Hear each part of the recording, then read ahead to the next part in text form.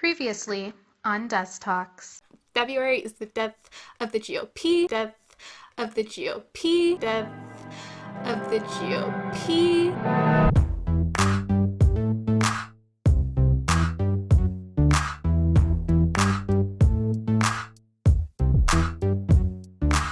Hey, my name's Dessa and welcome back to my channel. This video is going to be a little bit different from the other videos on my channel because it's going to be more of a video essay than a show, because sometimes I do have serious takes. I'm going to be chatting a little bit about some channel stuff at the end, so if this video isn't your cup of tea, please go ahead and skip to this timestamp and let me know what you think about all that sort of stuff. I predicted the death of the Republican Party in December due to severe infighting, but that was predicted before a bunch of MAGAs stormed the Capitol and people began leaving the Republican Party en masse.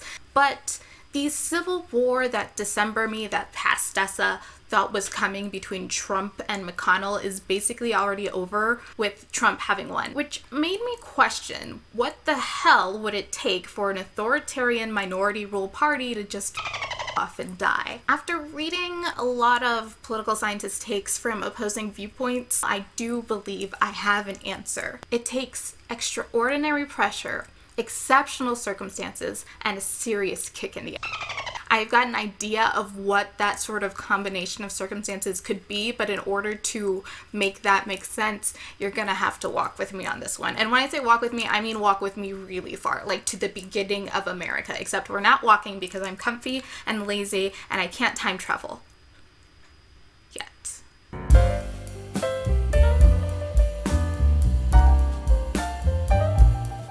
When people say history repeats itself, they're not playing. It really does, and the patterns of history make it so it's much easier to answer questions like this. Obviously, the Democrats and the GOP haven't been our political parties forever. We've been through several two-party systems. When I use two-party systems in that sense, I'm not talking about like the general overarching two-party system we have in this country so much as like eras. So you can think of it in terms of Beyonce. She has the Lemonade era, she has the Black is King era, different messages, different vibes, but it's still Beyonce and it's still a visual album, that sort of thing. So depending on who you ask, there have been 3 to 6 major party systems, but in terms of the largest and most successful American parties to go extinct, we're going to be focusing on the big 3. I may in the future do a video about all the other American parties because there's been some wild ones. But today we're focusing on the big 3. Matchup number 1. Federalists versus the Democratic Republicans. This was from early 1790s to mid 1830s. If you've seen Hamilton, you already know a lot about what I'm about to say. If you haven't seen Hamilton, first of all, what rock are you living under? Second of all, what the are you doing with your life? Unless, of course, you don't have access to Disney Plus or don't have the resources to buy it, in which case, fair, valid, but tragic. In one side of the ring, we have the Federalist Party, which was the home of Alexander Hamilton and John Adams. It was created by businessmen and bankers. They really liked Alexander Hamilton's fiscal policies as the first Treasury Secretary of the United States. They liked his push for the National Bank, and they also liked a strong federal government. This party was really popular in the Northeast and in New England. Remember that that's going to be important later. On the other side of the ring, we have the Democratic Republican Party, or as I'm going to be referring to them for the rest of this video, the DPR, which was Thomas Jefferson's party. Literally to the point that people will also call them Jeffersonian Republicans, which sounds kind of familiar. It reminds me of a naming convention that we have seen in modern day. Can't put my finger on it. Outside of Thomas Jefferson, other notable members of the DPR were Presidents James Madison, James Monroe, and Andrew Jackson. They essentially thought the Federalists were snobs. They had policies, but that's not important for the sake of this video. So these were the two parties that existed from the founding of our country. For the Federalist Party, the knockout punch was the War of 1812, which, as like a tangent, this is literally the best named war because it tells you exactly when it started, and more wars should be using this naming convention. Anyways, War of 1812 Cliff Notes! The players, the United States and its allies, versus the UK and its dependent North American colonies and Native American allies. The US declared war in June of 1812 because over 15 1,000 American citizens were kidnapped to man the Royal Navy in a practice called impressment. Think of impressment like the draft, except instead of being drafted for America, you're being drafted for the Russian army, and instead of getting a little piece of paper, you're getting kidnapped off the street. So of all the reasons to declare war, I personally would consider this a very valid one. The Federalists, however, opposed the war because it was f***ing up their economy. The Royal Navy set up a blockade, which was really bad because the Federalists were popular where? Exactly. The Northeast and New England. And outside of that blockade, the first 2 years of the war went really bad for the United States. Britain burning down the White House. Excuse me. So the Federalists set up the Hartford Convention, which was essentially just a series of discussions and arguments where they complained about all the things that were bad in the war and how it was for them. And while they considered secession for the United States, that was something that was brought up, they ultimately decided to stick with the tried and true tactic in making a list of grievances. Thomas Jefferson has entered the chat. In addition to these grievances, they also created a proposed series of constitutional amendments, things to fix the grievances. So the delegates at the Hartford Convention had a list of grievances, they had a list of proposed solutions, and they also had an ultimatum.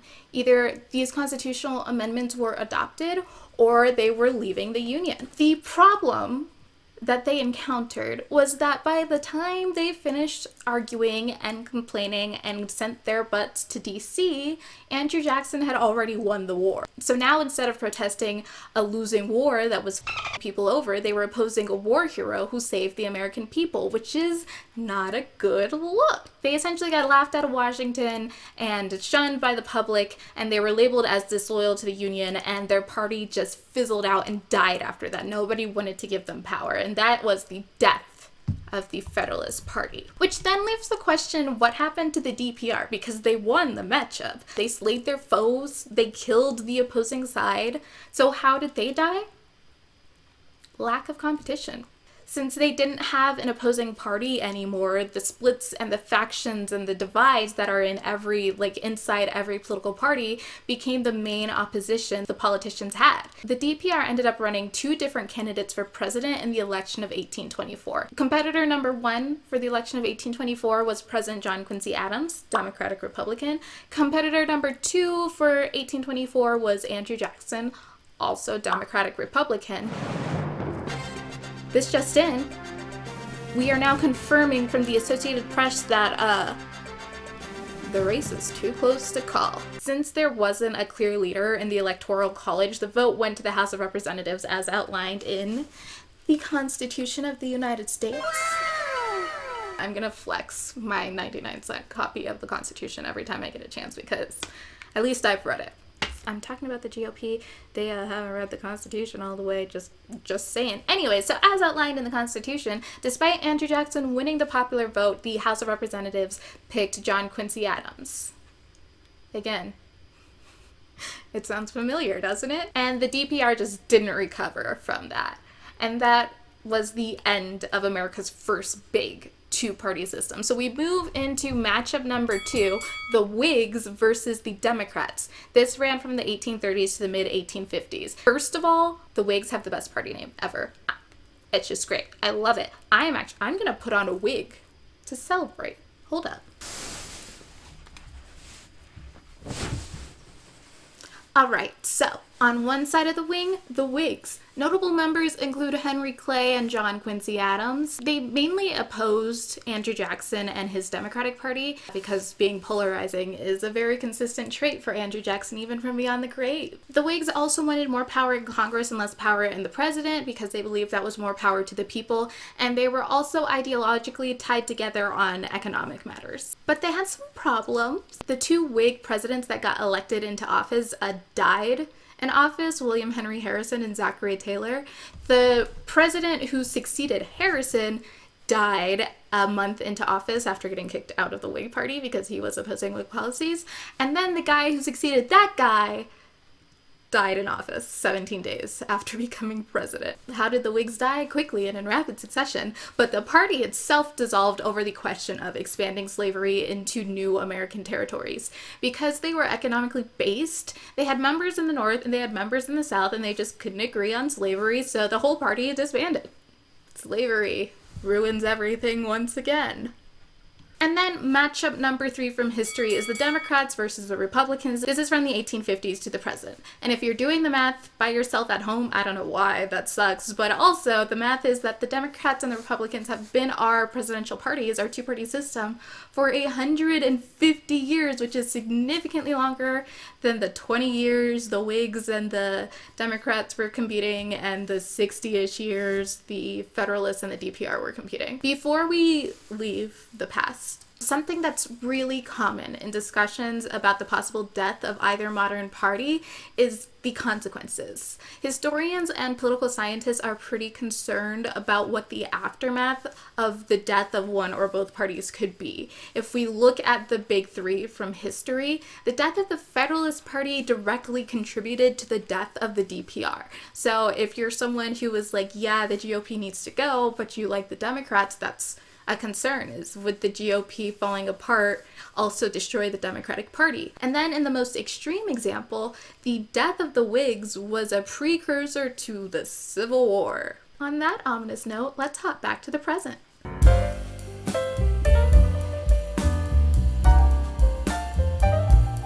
I'm just gonna be upfront with you at this point. If you are someone who is really interested in the possible demise of one or both parties, this is about to get very depressing. But I promise I say something optimistic at the end of my analysis. You just have to write it out. You just have to deal with it. When we're looking at the possibility of one of the parties dying in present day, the analysis I'm about to dive into is based on a point made by political scientist Noam Lupu in the book Party Brands in Crisis, which is an analysis of vulnerable parties in Latin America. Side note, I took a lot of classes on Latin and South American politics in college. I don't know why. It was interesting, but I don't know why. Anyways, the book argues that the death of parties is an interaction of forces. So a tanked economy while the party's in power, or the change of a brand, will not do it alone. However, the combination can be fatal. To quote Lupu, if a party radically shifts its policy positions, it can alienate its most ardent supporters who won't be there the next time the party is blamed for something that goes wrong. In theory, the COVID-19 pandemic and resulting recession, the racial reckoning of 2020, the GOP losing a platform in favor of just being the Trump party, and the insurrection all should have come together to lead to the downfall or the death of the GOP. If we look at Lupu's argument about needing a combination of forces, we have witnessed that combination. It has happened, and while the fall of the GOP could still possibly occur, in my opinion, it's just extremely unlikely right now. Despite losing registered voters post January 6th and their brief moment of shame in the immediate aftermath of the insurrection, the GOP has effectively tied their anchor to Trump, minority rule, voter suppression, and obstructionism. Critics like Mitch McConnell, who is like the mastermind behind Republican power in the Senate, are losing power to pro-Trump supporters like Holly, like Kristen Noem. I don't know how you pronounce her name. All those people that I don't feel like remembering. I read a great article in Foreign Policy magazine from 2020. While I'm going to link the whole thing down below so you can read it, I did just want to highlight a chunk that it really kind of sums it up for me. In theory, a major national crisis could force one party to adopt a new governing ideology out of necessity and then solidify a new coalition around it. COVID-19 is probably not such a crisis because too many people see it as temporary. Climate change, however, could fit the bill, as could a major economic depression. But given the country's hyper-polarized politics, the greater risk is that the crisis itself instead becomes a partisan issue in the way that COVID-19 and the environment have. In that case, the United States is screwed. So, while depressing, in its note and very pessimistic. I agree with the author. Essentially, the pressures that would have caused the death of a political party in our history aren't working anymore. The GOP still holds power in the Senate despite, it's only a 50-50 break, and in local politics. And their voter turnout for the 2020 election was intense. They have activated the base much more with Trump than they had with Romney and with McCain. Outside of the full collapse of a party, there's also been a lot of talk about the potential split of one of the parties on both sides of the aisle. That's not unprecedented because we saw it with the DPR, but I consider it unlikely. If we start with the GOP, if we look at the GOP, Trump had teased possibly starting his own party, but at CPAC he came out and said, I'm not going to do it, I'm going to stay with the Republican Party. Obviously Trump lies a lot and changes his mind, but I am inclined to believe this stance because he doesn't need to. He doesn't need to form his own party because he controls the GOP. However, he is the figure in Republican politics that would have had the most success with creating their own branch of faction of the GOP and a new party out of it. The anti-Trumpers, like the Lincoln Project, the Republicans that just hate Trump, they've also talked about possibly forming their own party. I also find that unlikely to succeed. I mean, they can try. I don't think they'll get very far because they won't have the fundraising apparatus to be competitive because the National Party is behind Trump. And the other factor here is with QAnon driving godlike worship of Trump, which was reinforced by the spectacle and weird-ass statue at CPAC. Even Trump going to jail or passing away is unlikely to do anything other than turn him into a martyr, where you'll have the Hollies and the Cruzes and the Noems of the world trying to step into his shoes, if not one of his children. So let's go across the aisle, all the way across the aisle, because the Democrats also have their own show going on. They've been having their own interior civil war from a national level all the way down to local politics. It's something that even immediately after the election, not even after the runoff election, they were already arguing about whose fault it was that they lost seats. The split between moderates and progressives is intense. The DCCC, which is the House campaign arm for Democrats, ending its ban on political consultants assisting primary challengers does point towards them wanting to hold the party together, though. And that ban that I'm discussing was essentially their response to AOC kicking out Crowley, who was the number 3 Democrat on the Hill. That really freaked the moderates out, so they banned consultants to try and prevent progressive candidates or primary challenges that don't have the establishment behind them from winning in the future. Really, the only figure that could possibly manage a progressive split off from the Democrats that could be competitive and successful in races would be if Bernie Sanders left with the full support of the squad behind him and probably with Elizabeth Warren behind him. But then they would lose all of the national resources. Water break.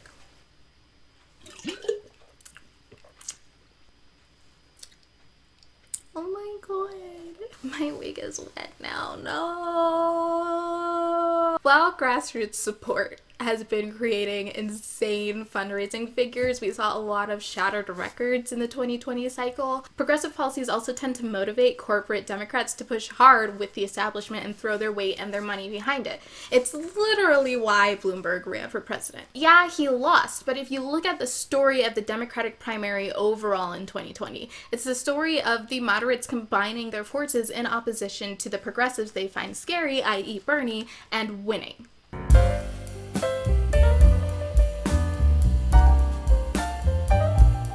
Right about now, you may be thinking, hold up, you said history repeats itself, made me listen to all this information about parties that don't exist anymore just to say that history isn't going to repeat itself, and yes, technically, that is what I did. However, the context of how past parties have died gives a good blueprint to understand why the Democrats and the Republicans have been in power for 150 years and what is keeping them there. Politics have obviously changed a lot since the last power flip in the 1850s, and I would argue there are 5 main reasons why the Democrats and the GOP are just so entrenched as a two-party system. The first thing is the infrastructure of the political machine. As I alluded to when discussing the unlikelihood of party splits happening, huge amounts of money are now needed to be competitive in elections. And while grassroots support and fundraising is growing, corporate money still looms. And it's going to still loom until Citizens United gets overturned or something blocks it. More than that, if we take Bloomberg as an example again, he dropped over $500 million to run a campaign only to get his ass kicked. So on top of it being expensive, you also need a really solid machine pushing you forward. Money in itself is not just going to get you elected. The current parties have not just all the funds, but they also have all the communication savvy. They have all the networking to get people elected. This is why Trump and Sanders, both of who were very much outsider candidates, ran within the two-party system as opposed to running as third-party candidates. And even then, they both repeatedly mentioned getting less support from the National Party, making their campaigns the underdogs, as they had to do a lot of problem solving to be as competitive as the people who had national establishment support. Factor number 2 is the professionalization of politics. It takes consultants, pollsters, ad makers, policy assistants, opposition researchers, all these sort of things and more to mount successful campaigns, and almost all of them are currently employed by major parties and have networked with the major parties. This is their livelihood. This is what they do for a living. And while people are willing to give up stability to help a candidate they really believe in, there's just not a pattern of that happening from the majority. People like job security, and you're more likely to have job security working within the major two-party system than trying to disrupt it. And that's just a fact of the matter. This is like, these people need to eat. The third big change that has contributed to the entrenchment of our two-party system is polarization at a local level. Local politics used to be a lot more about individual policies and what was best for the community than the party line, which is why you would see like Democratic governors in red states or Republican mayors in blue cities. And that's still something you do see today, like you can see it in Massachusetts, for example, but it's something that's dying down with the increased political polarization. So where you could possibly get your foot in the door as a third-party candidate, like Sanders originally did in Vermont, like way back in the day, it's just getting much harder. You don't have to look any further than the slew of censures from state governments targeting GOP Congress members who voted to impeach or convict Trump. They are, across the board these days, more extreme and more dug into the party stance than the people at the national level are. Since the local parties are striking harder party lines, it's more difficult for another party to gain a foothold at the local level. The fourth big factor is ideological uniformity. On the ideological spectrum, Democrats and Republicans are much closer than it feels they are. Even before the intense polarization we see now, they were even closer together to the point where there used to be liberal and conservative wings within parties. For example, the Whigs, who were not named after Whigs, they were named after people in the Revolutionary War. That's a topic for another day. But the Whigs had members in the North and the South who had different social ideologies, but who were really tied together by their economic policies. And when they couldn't agree on that, the party split. These days, instead of having wings in each party, we have a big L liberal party and a big C conservative party. In the GOP, you have people like Romney and Cheney who have criticized Trump, but they still vote with their party the majority of the time. Neither of them voted for the stimulus package, the American Rescue Act. And Romney, who has been the biggest Trump critic, has voted with Trump 75% of the time. So they're still very much in the same ideology, even if the details differ, or I guess the decency, Romney would say, is different. Whereas if you look at the Democrats, you have people like Manchin and Sinema who aren't in sync, they aren't in step with the rest of the Dems, but they're individuals rather than entire wings of the party, and they are only this powerful when you get something like a 50-50 split in the Senate. Otherwise, they wouldn't have as much sway. And then the fifth main factor is negative partisanship. And this is essentially when people are voting against the other party as opposed to for their own. Voting against what you hate as opposed to voting for what you love. And obviously there are people who do vote for what they love. They're really gung-ho with Democrat policies, or they're really gung-ho with the GOP not having policies. But if you take the 2020 election, for example, it was absolutely more of a vote against Trump than it was for Biden, and everyone acknowledged it. So when you combine this with the fact that America's two-party system lends to third-party candidates spoiling the votes of a major party, it makes people less likely to vote for a third party because the goal is not for your party to win so much as for the other party to lose. So overall, the reason we're kind of in this situation where I think that the parties aren't going to die and they're not going to split is between a combination of the way the government is set up in a two-party system and the way the politics have shifted into this zero-sum, hard gridlock, money-heavy sphere that makes it really difficult for either party to die out naturally because they are so dug in. They have been around for 150 years, and they've survived by taking ideologies and morphing their party to fit them as the national conscience changes. That's why the GOP was the party of Abraham Lincoln while now reflecting none of his values. The parties have swapped places. It's a survival mechanism, and it's why the GOP isn't in a position to go extinct right now. Despite how dangerous and senseless and shameless and harmful to democracy tying their load to Trump and his lies and his bigotry is, they've made the same move both parties have been making for generations. They saw where their most active base was going and they pivoted to fit their ideologies to preserve the existence of the party. The GOP is going to keep running right until their voters rebuke them, or until some part of the system is changed to shake their hold on minority rule to make it less viable as a strategy. The Democrat stance is going to be dependent on voter turnout. If young progressives keep failing them in elections, they're going to keep running moderate and towards the defecting Republicans.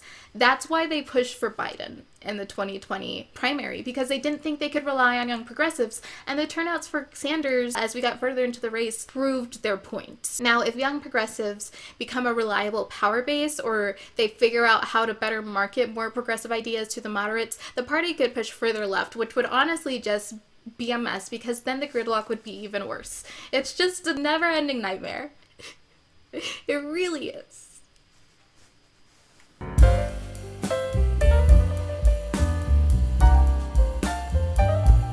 In the past, political party change has primarily come from the top down, with national politicians realigning and reviewing their platforms or creating new parties. The top-down actions that could push us out of this 150-year era and into a new one are things like abolishing the Electoral College or making the Senate based on popular vote. These policies could effectively destroy the GOP as we know it now, or force them at least to switch to a platform that is more accepting of the majority as opposed to just hyperfixing on the minority. But like I mentioned earlier, I'm sorry, there's a cat up here. Hi, you scared me. Do you want to say hello? Hi. She sneezed in my ear, and I don't know if the camera caught me jump, but I sure did. Okay, this is a completely different frame, but it's okay because you got to see a cat.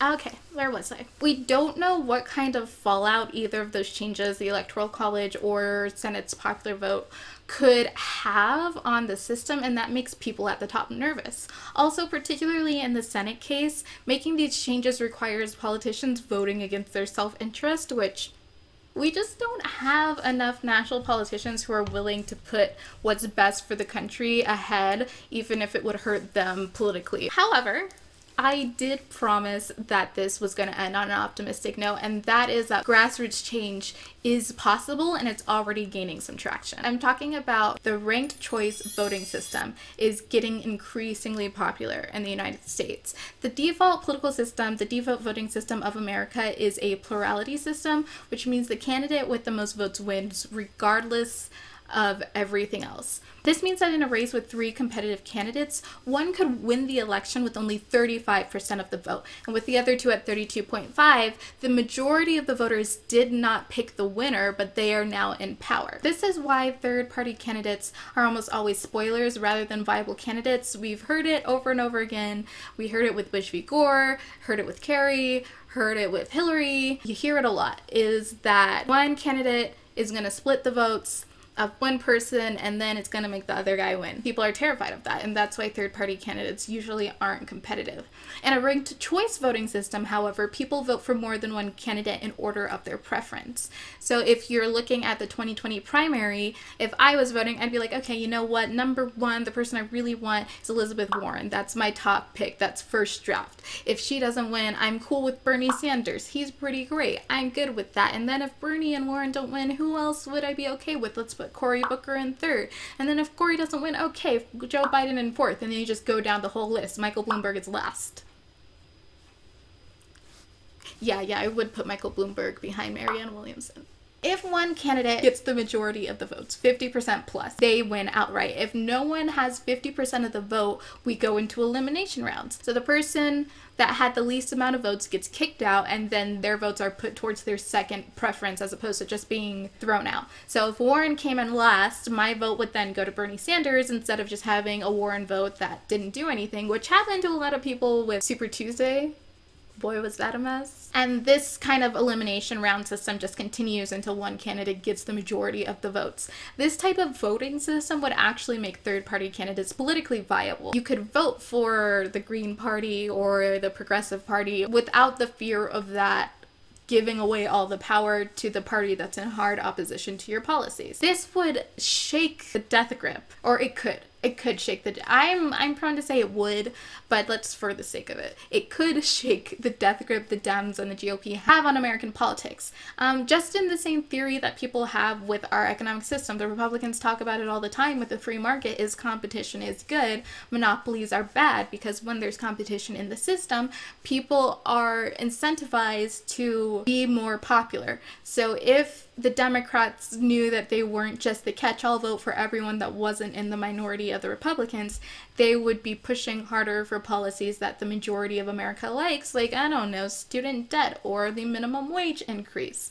But that's neither here nor there. Ranked choice voting is something that's happening right now. It's primarily now being used in local elections like mayoral races, school boards, sheriffs. New York City just adopted it. These initiatives are ending up on ballot more and more often. The state of Alaska, for example, adopted the system in 2020 for all legislative and statewide elections, including the presidential election. So as it's coming up more and more often on ballots, it's something that you could possibly be keeping your eye out for and voting on. Because if you remember what I hypothesized, what my thesis was at the beginning of this I don't know how long video, is that in order for a party to die, it takes extraordinary pressure. We've had that. Exceptional circumstances. We've had that. And a serious kick in the ass. And that's what we're missing. Ranked choice voting being adopted by the voters, that could be the kick in the ass it takes. Who knows? So with all that said, that's going to wrap up my video. Thank you so much for watching all the way through. If you did watch to the end, if you're hopping here from the intro, let's talk about channel stuff. My Democratic Socialism Simulator gameplay is something I really enjoyed. I actually sat down to record a new episode of it like a week ago, and it turns out the game doesn't save gameplay. So if I do another video of that series, I would need to start again from scratch. And while they do change up some of the options, a lot of them are repetitive. So before I subject you all to watching me do all the same things at the beginning of the video or skipping through it or something like that, I did just want to hear your takes on it. Do you want me to just keep playing from the beginning, or are we down for a new adventure? Let me know in the comments. I'd love to hear what you have to say about that.